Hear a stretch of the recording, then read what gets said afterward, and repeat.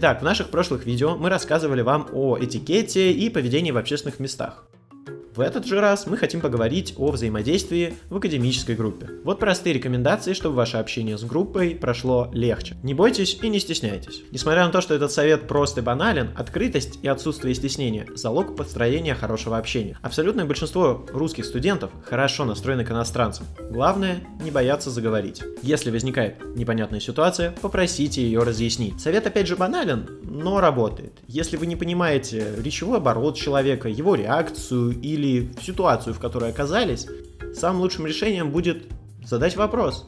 Это прояснит ситуацию и поможет снять лишнее напряжение в беседе. Обсуждайте культурные различия. Как ни странно, одна из тем, на которую будет интересно говорить вначале как вам, так и вашим русским коллегам, это различия ваших культур. Если вы рассказываете об особенностях национального поведения, традиций, вас с удовольствием послушают. Главное, не высказывайтесь критично о вере или политике. Это может спровоцировать конфликты. Активно участвуйте во внеучебной деятельности. Самый простой способ познакомиться с новыми людьми и найти единомышленников в политехе – вступить в студенческие организации.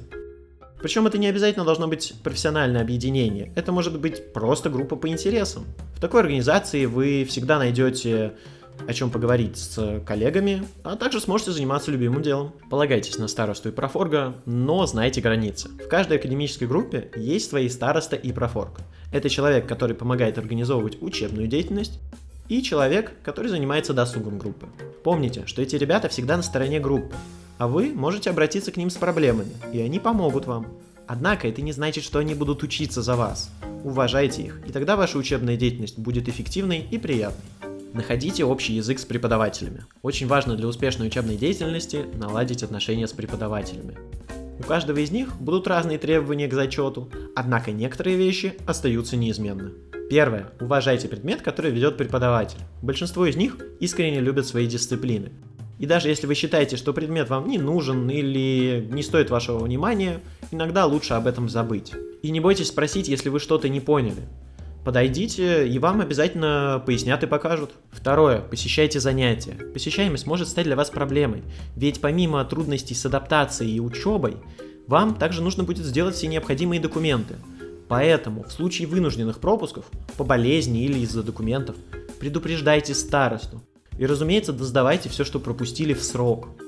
Если же у вас нет необходимости пропустить занятие, лучше на него пойти, особенно если занятие практическое. Третье. Ведите себя прилично на парах. Этот пункт в целом тоже относится к уважению.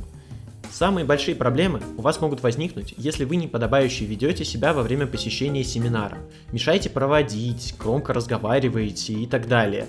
В этом случае преподаватель может на вас обидеться, а у вас возникнут проблемы со сдачей зачета. Четвертое. Обращайтесь к старости. В случае проблем, необъективного оценивания или неоправданных санкций, именно она тот человек, который может помочь вам решить конфликт с преподавателем. Ну и последнее. Не бойтесь негативных реакций или ошибок. Все мы совершаем ошибки. И даже если что-то пошло не по плану, нужно лишь приложить немного усилий, чтобы это исправить. Удачи вам!